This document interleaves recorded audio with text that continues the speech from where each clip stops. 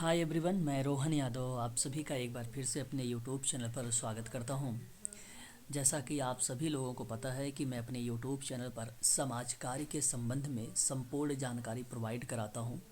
प्रतिदिन आप सभी लोगों की जो क्लास है शाम 6:30 यानी पीएम 6:30 से 7:30 जो है आप सबका एम्स पर आधारित क्लास के संबंध में आप लोगों को ऑनलाइन क्लासेस प्रोवाइड कराई जाती है। वहीं अगर हम बात करें एनटीए यूजीसी नेट की 8 पीएम से लेकर 9 पीएम आप सबकी यूजीसी की क्लास स्टार्ट होती है। और यहाँ जो है यूनिट वाइज यानी जो यूनिट के क्रम में दिया गया कंटेंट है, जो टॉपिक है, उन टॉपिकों पर हम लोग चर्चा करते हैं। इस समय जो मैं आप लोगों से चर्चा कर रहा हूँ यूनिट नंबर 5 पर चर्चा कर रहा हूँ। यूनिट नंबर 5 जो समाज कार्य शोध है। समाज कार्य शोध की एक वीडियो मैंने कल अपलोड कर दिया है यूट्यूब पर, और मैं आशा करता हूँ कि आप सभी लोगों ने उसे देखा भी होगा। बहुत ही इम्पोर्टेंट क्लास हुई है कल। और कल की जो पीडीएफ है वो पीडीएफ मैंने आप लोगों को टेलीग्राम ग्रुप में भी प्रोवाइड करा दिया है। आज मैं आप लोगों के लिए कुछ समाज कार्य के संबंध में महत्वपूर्ण प्रश्नों पर चर्चा करने चल रहा हूँ। और ये जो क्लास है यूजीसी नेट सोशल वर्क, जिनका एग्ज़ाम मार्च 2023 में होने वाला है, और एम्स मेडिकल सोशल वर्क के पॉइंट ऑफ व्यू से जो क्लास चलती हो 6:30 चलेगी, उनके लिए भी ये कुछ महत्वपूर्ण प्रश्न है, वो भी यहाँ पे देख सकते हैं। आरपीएससी की अगर हम बात करें, राजस्थान लोक सेवा आयोग में समाज कार्य से संबंध में उनका पेपर जो होने वाला है वो 28 जनवरी को होने वाला है। और आप सबको पता होगा राज्य पात्रता परीक्षा प्रकोष्ठ, जिसको हम लोग बोलते हैं state eligibility test cell, basically Madhya Pradesh लोक सेवा आयोग, इसका जो आवेदन होने की तिथि बताई गई है वो 27 जनवरी 2023 से इसका फॉर्म भरा जाएगा। मध्य प्रदेश लोक सेवा आयोग का ये स्टेट लेवल पर है। स्टेट लेवल पर अगर हम बात करें तो उसके आधार पर जो है ये टेस्ट होता है। ठीक है, सेट इसको बोलते हैं, इसको क्या कहते हैं, सेट कहते हैं। और ऑनलाइन आवेदन भरने की जो अंतिम तारीख होगी मध्य प्रदेश का, अगर हम बात कर रहे हैं आप लोगों से, तो जो है 8, ध्यान रखेंगे सभी लोग, 26 यहाँ पर होएगा, 26 फरवरी 2023 को। ठीक है, 2023 को ये अंतिम तिथि है। तो सेट के लिए भी, सोशल वर्क में अगर हम बात करें, इनके लिए भी ये इम्पोर्टेंट क्वेश्चंस हैं आप सभी के लिए समाज कार्य में। और ये कुछ जो प्रश्न हैं आप सभी के लिए, ये प्रश्न मैंने सोशल वर्क के लिए लिया है, समाज कार्य के लिए। आप लोगों को अगर समाज कार्य में, चाहे वो आरपीएससी हो या एम्स हो या यूजीसी नेट हो या सेट हो, इसके बारे में अगर आप अधिक जानकारी चाहते हैं समाज कार्य में, तो 8506031308 पर आप मुझे कॉल कर सकते हैं या व्हाट्सअप करके आप पूरी जानकारी प्राप्त कर सकते हैं। ठीक है, तो प्रश्न हमारे सामने ये है और इम्पोर्टेंट प्रश्न है। अगर मैं आप लोगों से बात करूं, ये प्रश्न जो है कह रहा है कि भारत के मौलिक अधिकारों को लागू करने की शक्ति किस कानूनी निकाय के पास है। आपके सामने जो है इस समय 4 ऑप्शन है और इसका जो सही जवाब होगा ऑप्शन नंबर बी होगा, भारत का सर्वोच्च न्यायालय के पास है। ऑप्शन नंबर पहला करेक्ट, यहाँ पे सॉरी, ऑप्शन नंबर बी आपका करेक्ट होगा। ठीक है, बात करेंगे क्वेश्चन नंबर सेकंड के बारे में। लंदन स्कूल ऑफ इकोनॉमिक्स, बहुत ही इम्पोर्टेंट सवाल आपके लिए कि इकोनॉमिक्स में नियुक्ति सामाजिक प्रशासन के पहले प्रोफेसर कौन थे। बहुत ही इम्पोर्टेंट सवाल है। तो टिचर्ड टिटवस थे। ऑप्शन नंबर आपका ए करेक्ट होगा। क्वेश्चन नंबर थर्ड क्या बात है, सामाजिक मामले में या सामाजिक मामले के कार्य में साक्षात्कार ये एक महत्वपूर्ण है, तो क्या उपकरण में, विधि में, तकनीकी में और सिद्धांत में।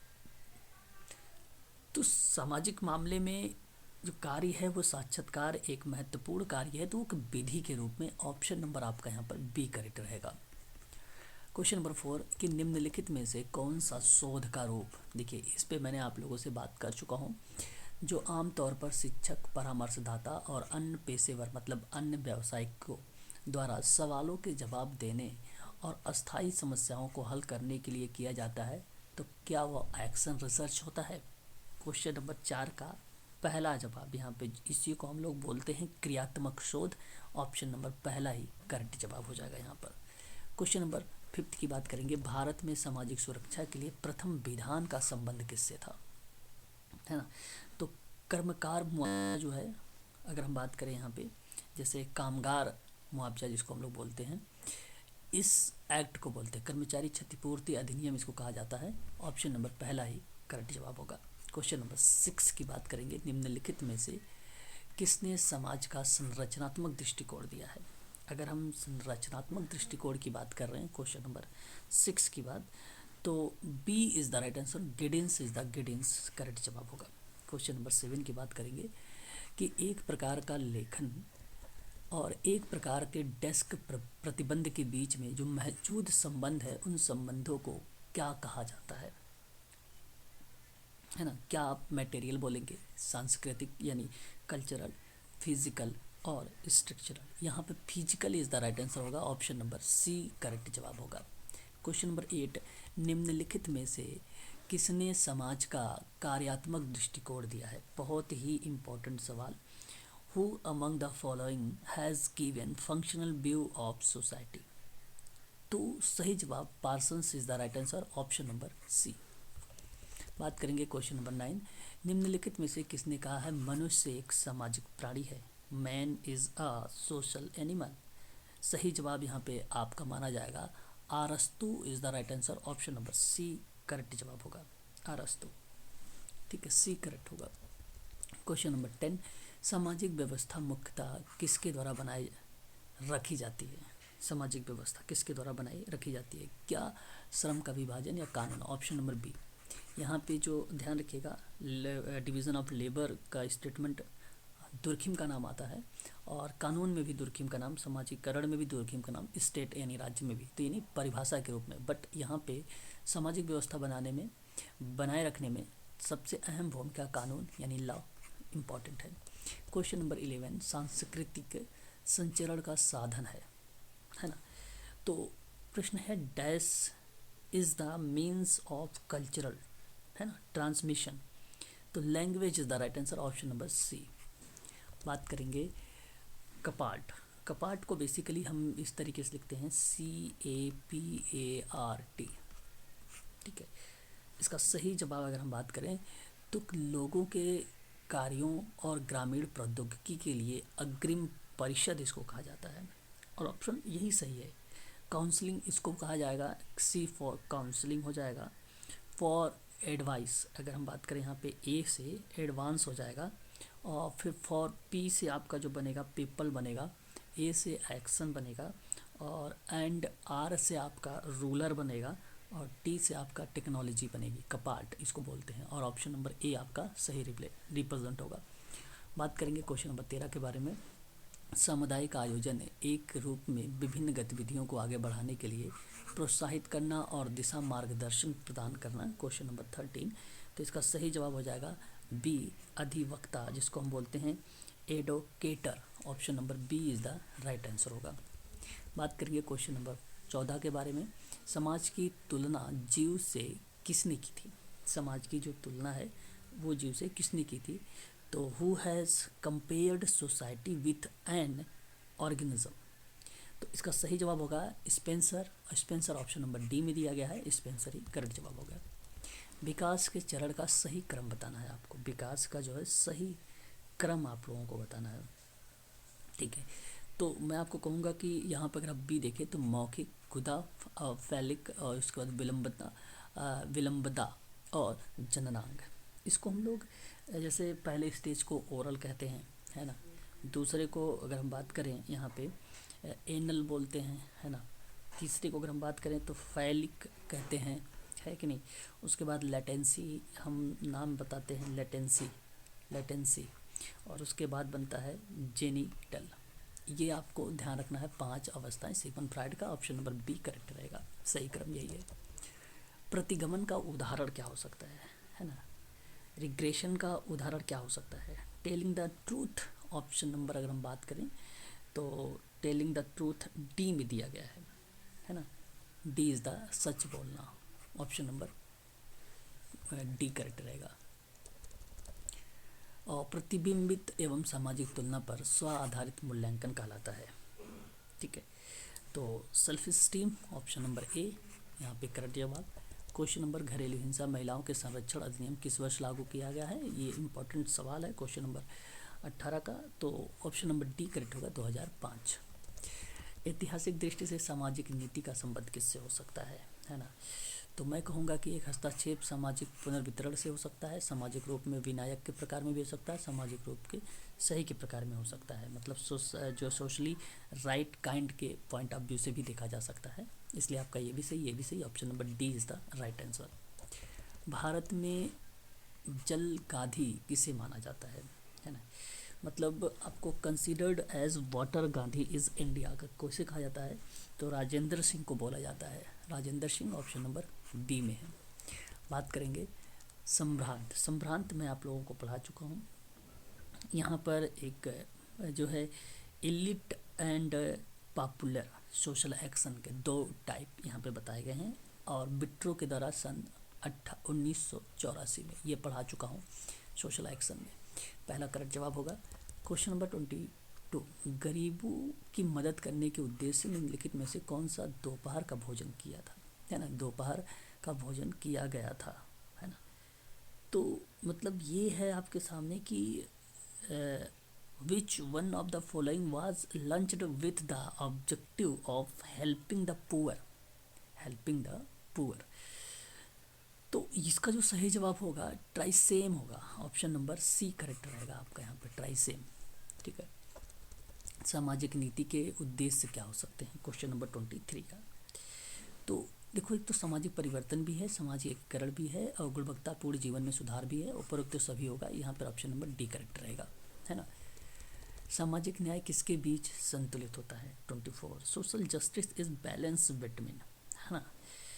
तो मैं आप सबसे कहूँगा कि individual right and social control, ये आपका करेक्ट जवाब होगा, ऑप्शन नंबर ए करेक्ट माना जाएगा।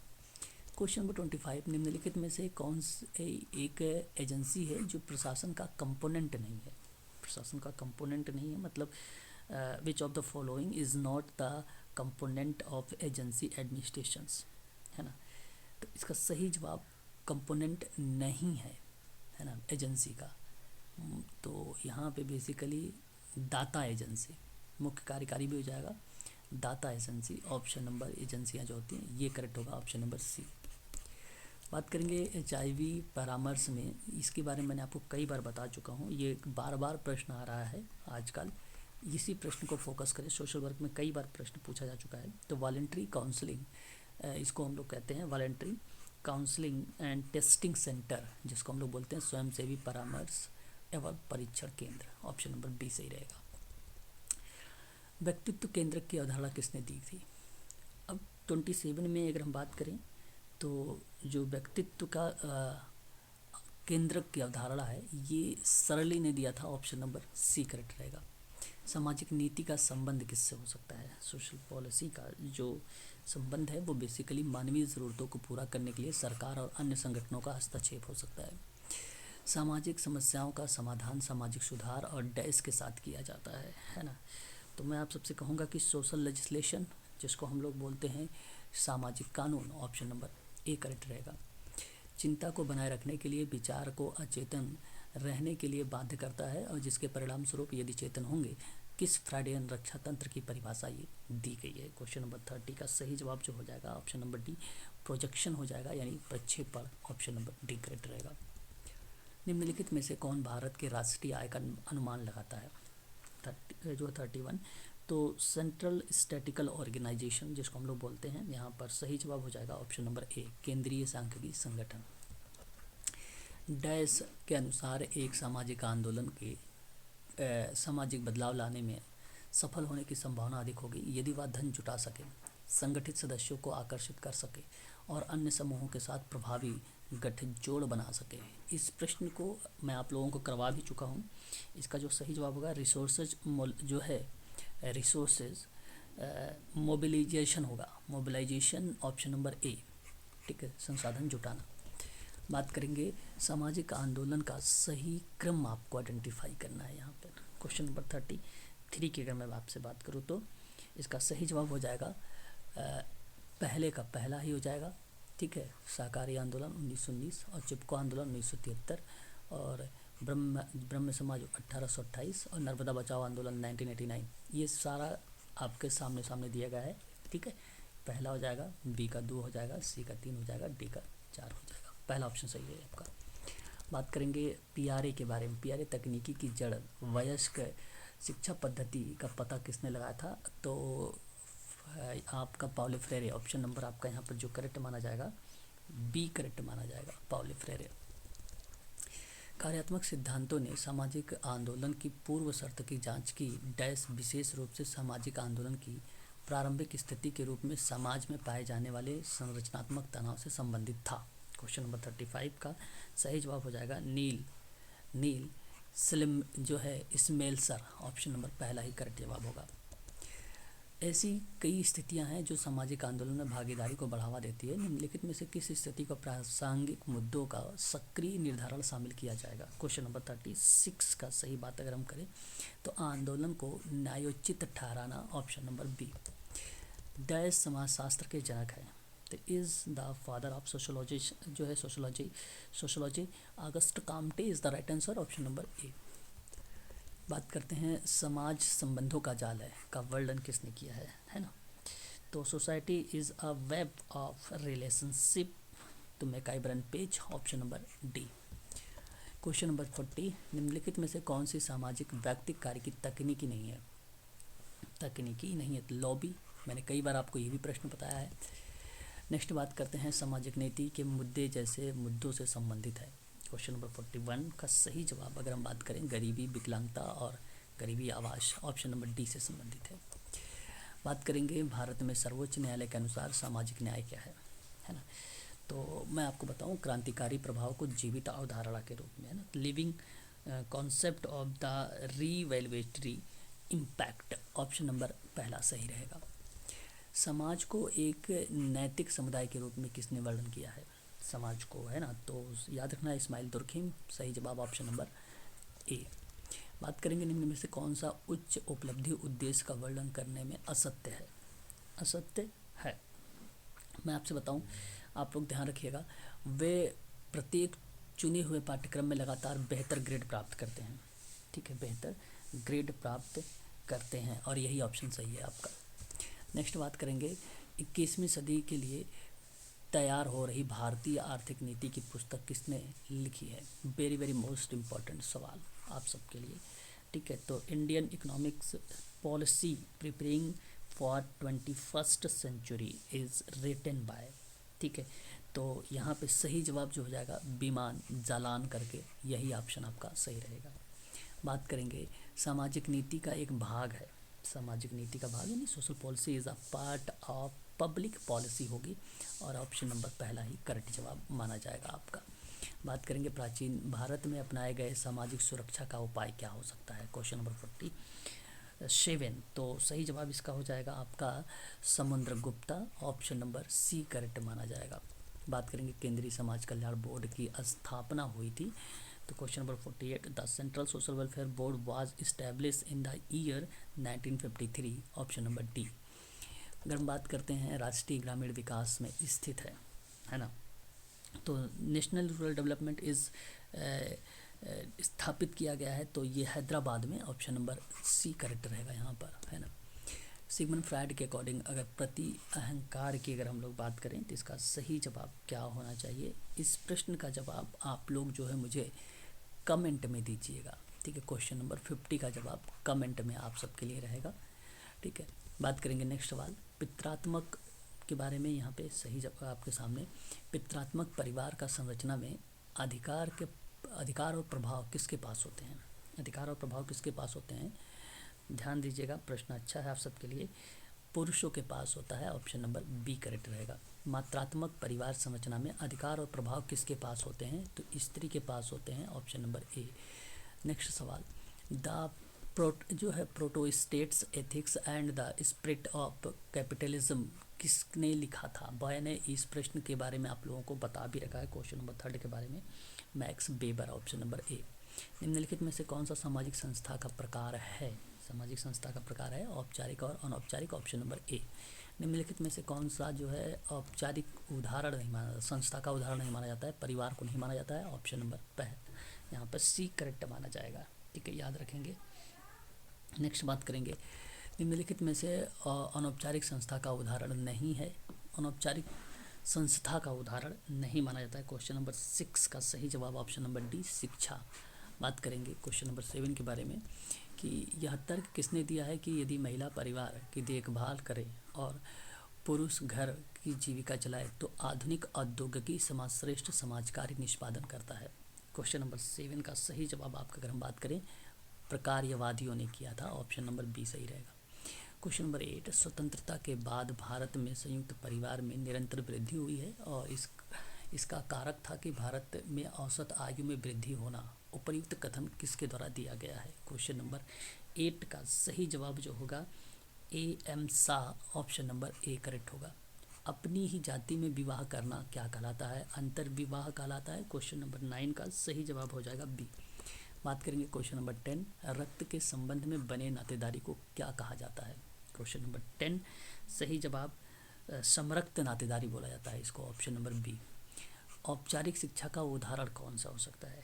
औपचारिक शिक्षा का उदाहरण स्कूल हो सकता है, यानी विद्यालय, ऑप्शन नंबर डी। बात करेंगे अनौपचारिक शिक्षा का उदाहरण क्या हो सकता है? क्वेश्चन नंबर 12 की अगर हम बात करें यहाँ पे तो सही जवाब हो जाएगा समाज। ठीक है, ऑप्शन नंबर सी करेक्ट हो जाएगा। बात करेंगे और भी कुछ प्रश्नों को लेकर, जैसे कि आपके सामने मैंने कल सभी लोगों से रिसर्च के बारे में बात किया था, तो रिसर्च के संबंध में कुछ प्रश्न है, इसे भी हम लोग देख लेते हैं। ठीक है, तो प्रश्न ये है कि वैज्ञानिक पद्धति का सामाजिक शोध कार्य किस पर आधारित नहीं है?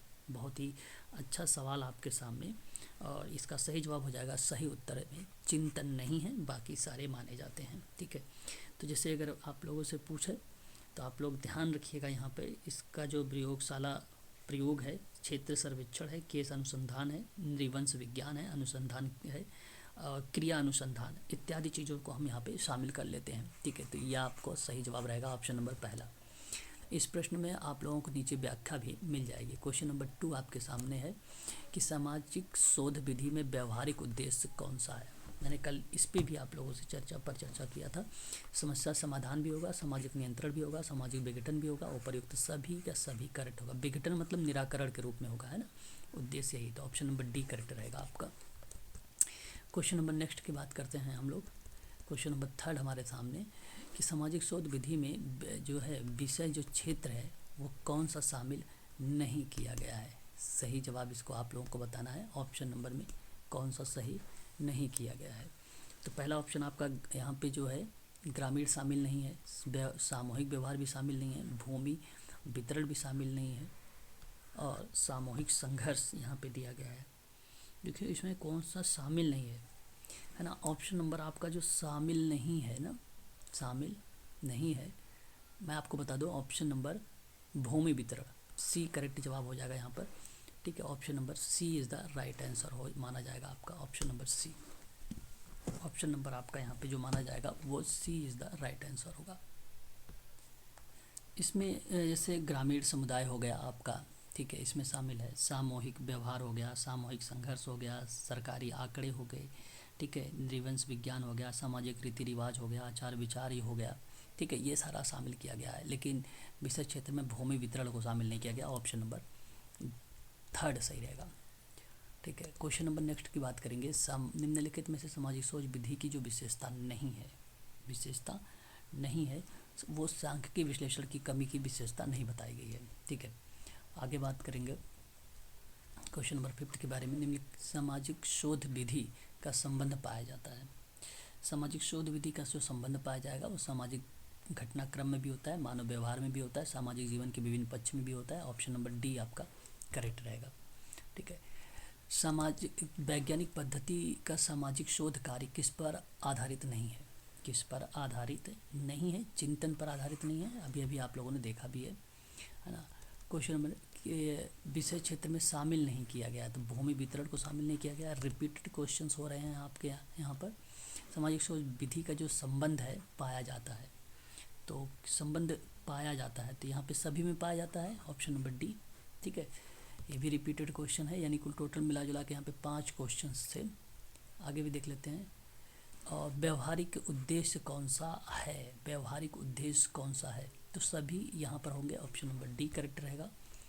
और उसके बाद ये जो पेपर में प्रश्न थे मैंने अभी आपके करवाए हैं, तो ध्यान रखिएगा। एक रिसर्च का मैंने आपको लोगों को करवा दिया, सोशल वर्क रिसर्च का पेपर हो गया। और उसके बाद आप लोगों का सोशल वर्क पर आधारित 50 क्वेश्चन शुरुआत में ले लिए। और फिर उसके बाद जो है यूनिट नंबर 2 से मैंने परिवार से संबंधित, धर्म के संबंध में 10-12 क्वेश्चन वहाँ से ले लिए। ठीक है, तो इन सभी प्रश्नों को आप देख रहिएगा। समाज कार्य में आप सबके लिए ये इम्पोर्टेंट है। यदि अधिक जानकारी चाहिए तो आप लोग मुझसे संपर्क कर सकते हैं। 8506031308 पर आप मुझे कॉल भी कर सकते हैं। ठीक है, आज के लिए बस इतना ही। बाकी शाम 6:30 बजे से और 8 PM से आप लोगों की जो है सोशल वर्क पे क्लासेस चलेगी। इन दोनों क्लासेस को आपको क्या करना है, ज्वाइन करना है।